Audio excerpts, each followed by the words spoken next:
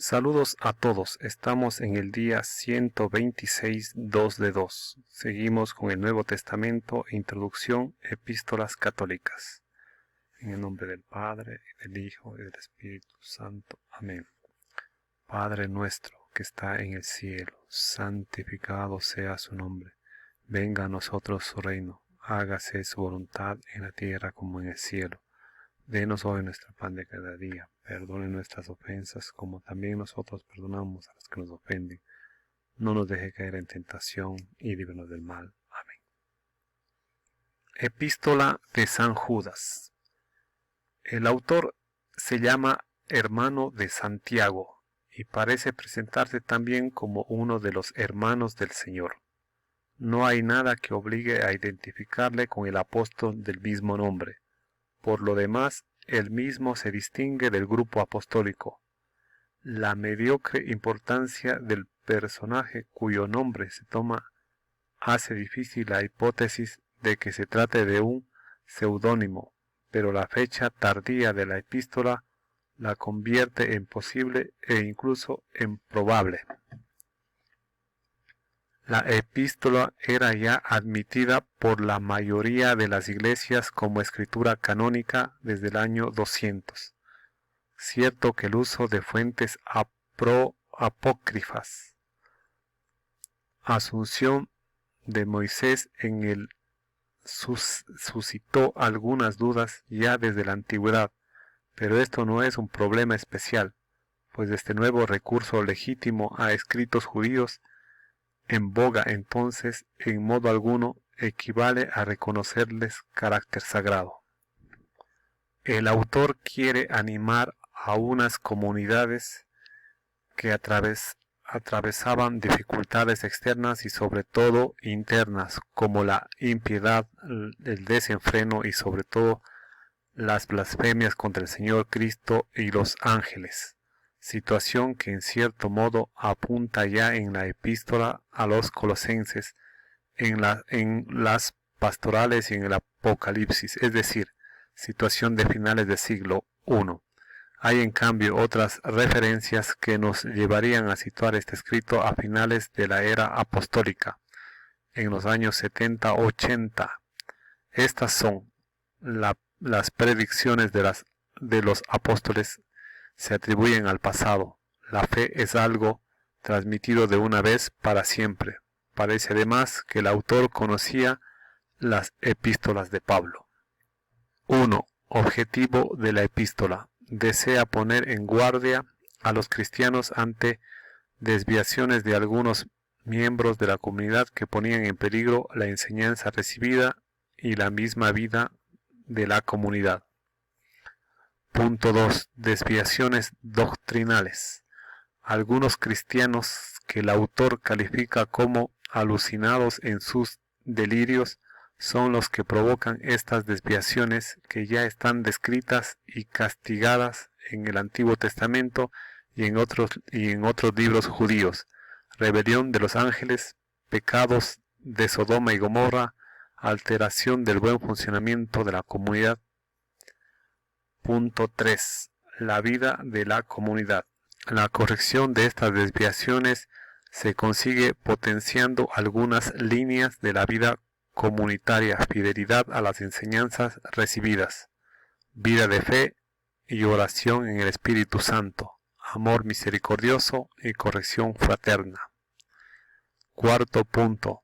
Doxología final. La epístola concluye con una doxología tomada, al parecer, de las celebraciones litúrgicas comunitarias al estilo de la de Roma. Primera epístola de San Pedro.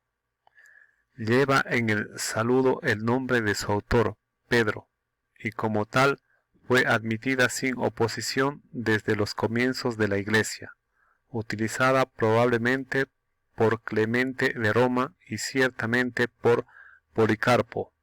Es atribuida explícitamente a San Pedro por Irineo.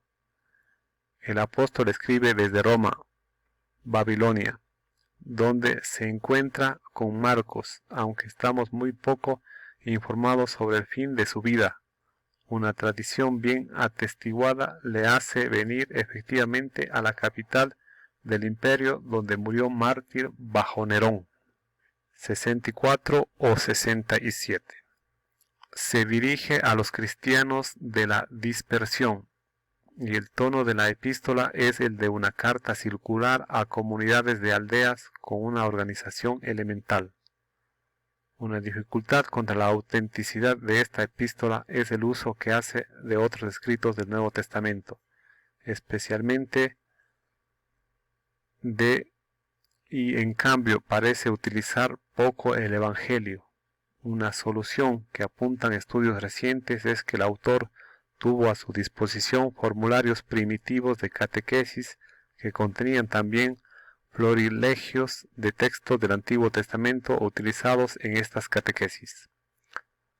Una explicación propuesta para el uso innegable que el Primera de Pedro hace en Romanos y Efesios es que Pedro, que no poseía la envergadura teológica de Pablo, muy bien pudo recurrir a los escritos de este último, sobre todo cuando, como aquí, se dirigía a círculos de influencia paulina.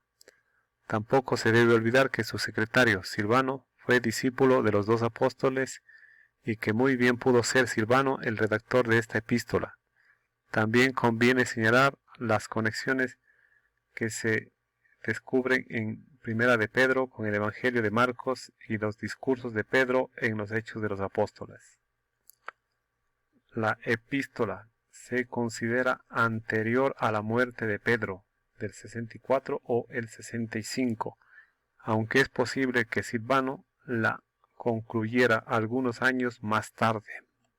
Siguiendo las directrices de Pedro, hasta sería esto probable si estuviera comprobado que Primera de Pedro es un mosaico y combinación de fragmentos diversos, entre ellos una homilía de origen bautismal.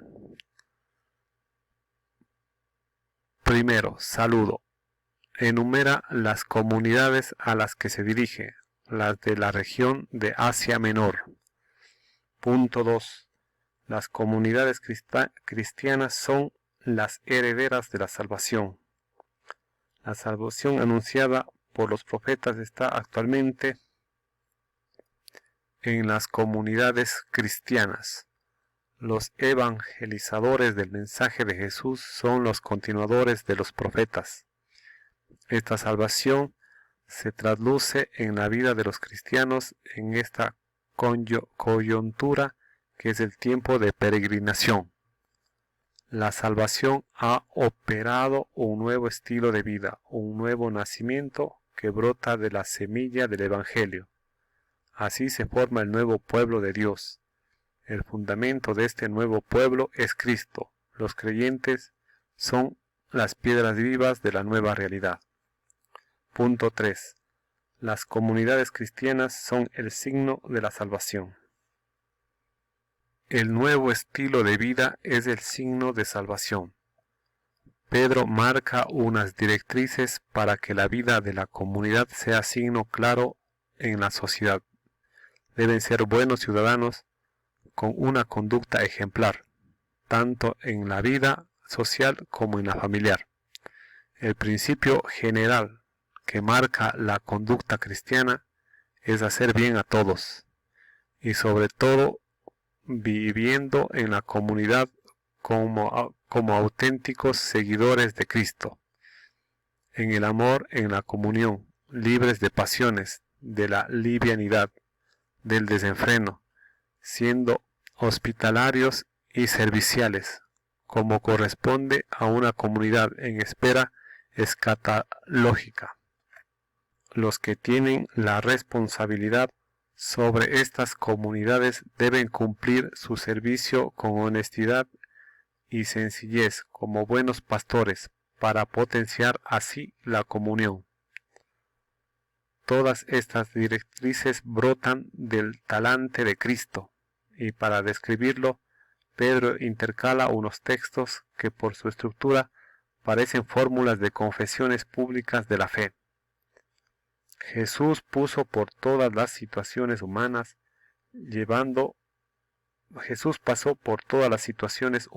llevando a término el proyecto salvador de Dios, dejándoles un modelo para que ustedes sigan sus huellas.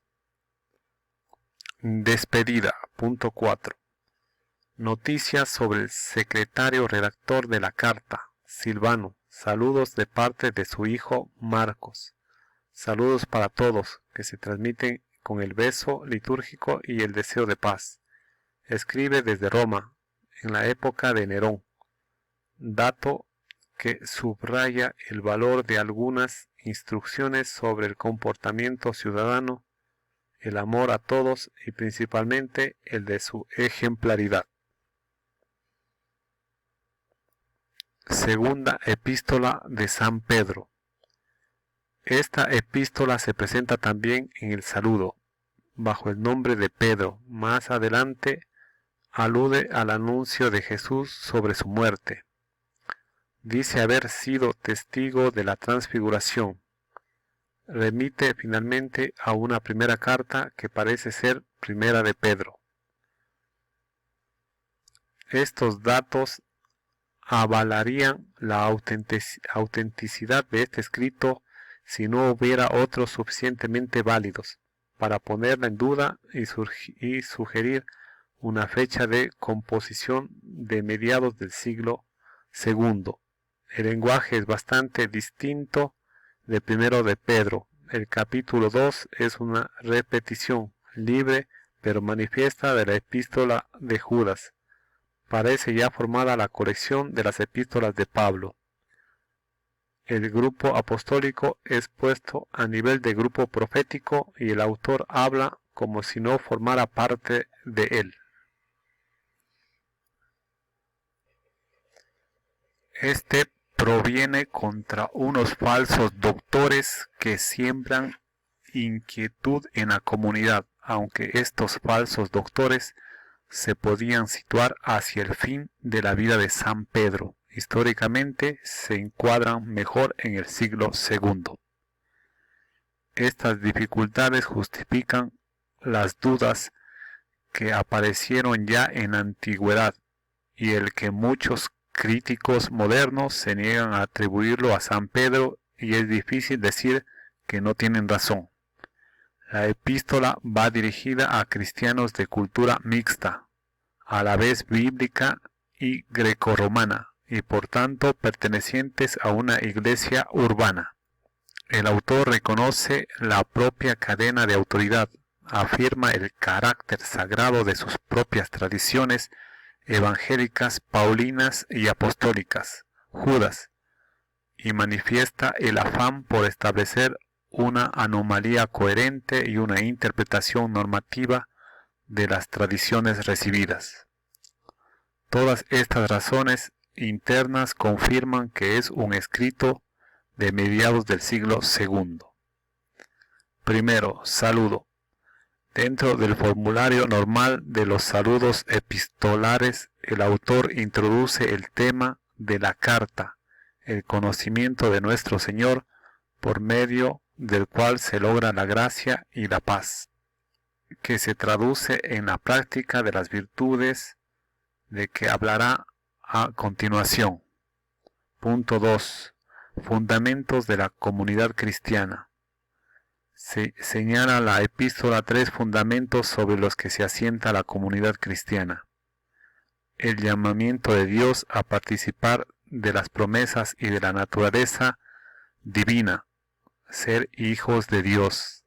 Esta vocación y elección hay que afianzarla mediante una vida honrada que se traduce en unas actitudes: virtud, conocimiento, templanza, paciencia activa, piedad, y todas culminan en el amor fraterno. Hasta aquí parte de esta introducción de las epístolas católicas. Continuaremos en el siguiente video. Gracias.